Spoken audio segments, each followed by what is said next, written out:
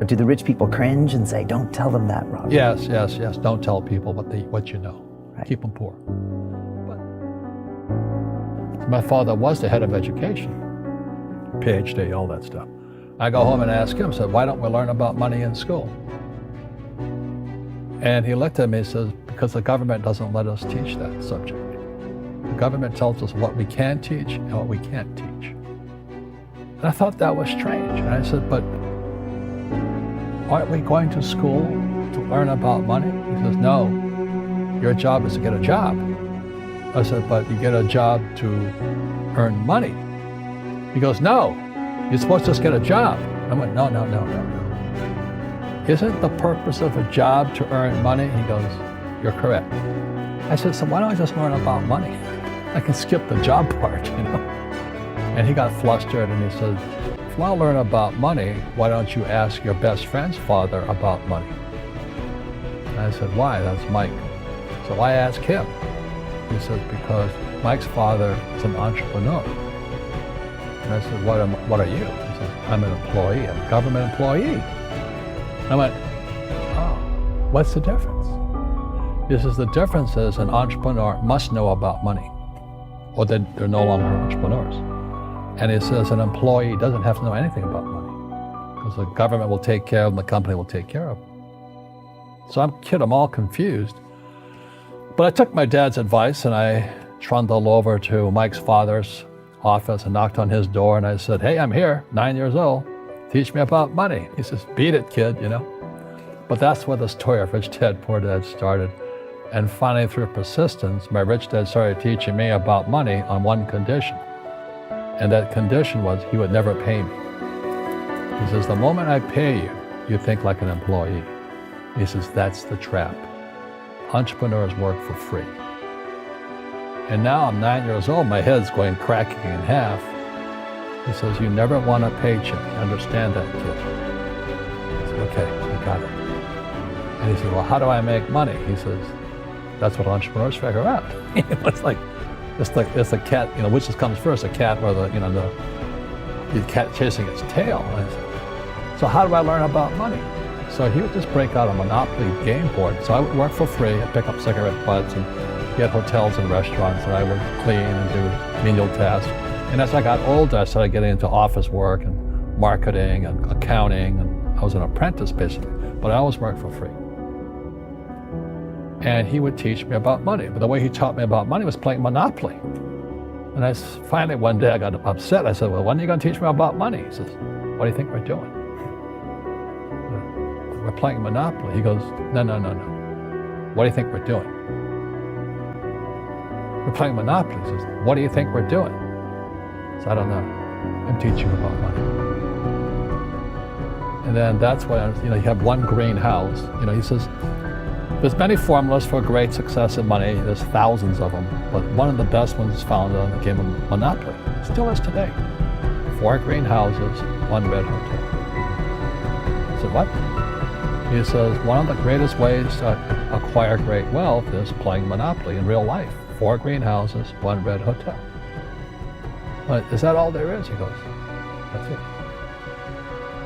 And he says, what do you think I'm doing? And I went, I don't know. So then he took me out and he showed me his greenhouses.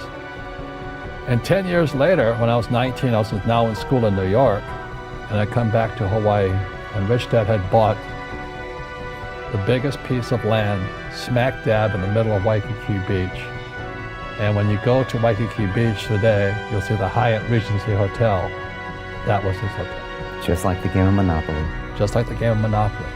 Acquired assets and they became bigger assets. He just kept what's called an assemblage, because that property wasn't that big at the time. So he had to buy out all the small guys. Because Waikiki was a little dirtwater little town. So he'd buy out this shop owner and buy that shop owner. And it took him a while, but he finally assembled this large piece of property. And then he and Hyatt put up this giant hotel. And it just sold for $800 million. So that's how I learned about money. I've had financial crashes. I've had people stab me in the back, but they're all good because I grow from it. That's spirituality. You know, people who are afraid of making mistakes, like they teach in school, they don't ever grow.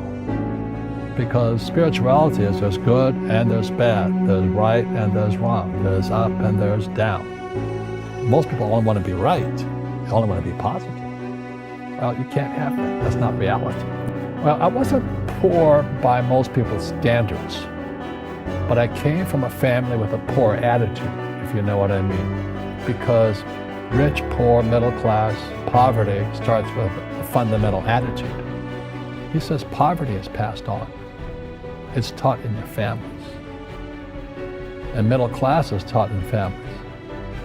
And so the people right now who are sitting at home, who are struggling financially or worried about money or unhappy, they may be making a lot of money, but unhappy with what they're doing, it was probably taught to you. You know, your superego was taught, get a job, work hard, or you'll never be rich, or the rich are evil, or whatever. Because the school system will never teach you about money. The school system was designed to teach you to be an employee, which is important, or a doctor or a lawyer, a specialist, but never about money.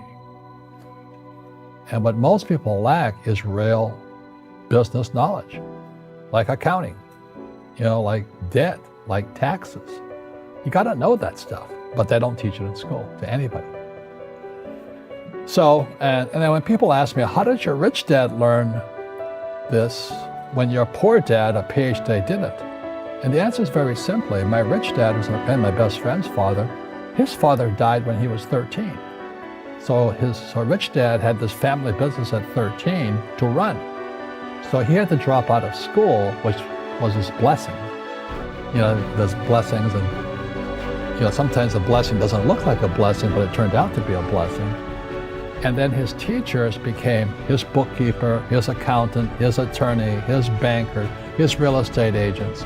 So he has what I call real teachers, not these fake teachers in school. You see, most teachers in school, they're out of ethics. They teach subjects they themselves don't practice. I asked the teacher, I said, you know, I'm in my third year of calculus now. It was called strength of materials. I said, am I ever going to use this stuff? He goes, no. You know, I said, why do you teach it? Because I get paid. I said, do you ever use it? He goes, no. And that's why, you know, you have to, in life, one of the things I suggest to people, you got to find a real teacher versus a fake teacher. And a fake teacher is somebody who doesn't do what they teach.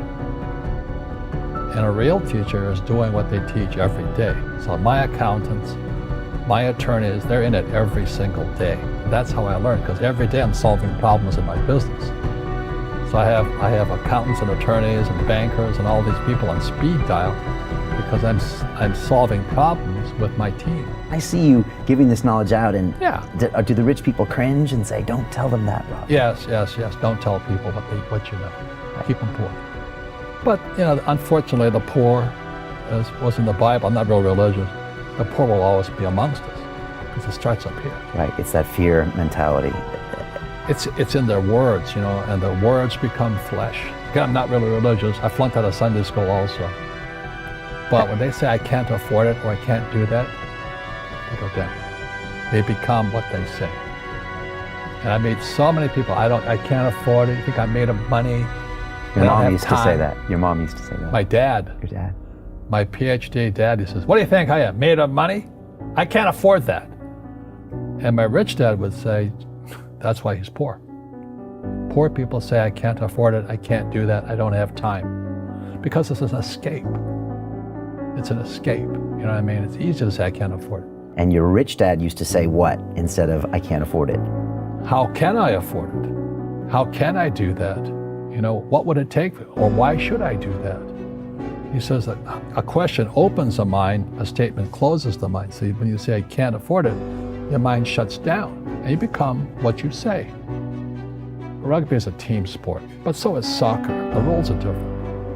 And other people are golfers. They play by themselves. And so everybody's different. So my game financially is business, number one. Second is real estate. So what I say to young people is, you find your game.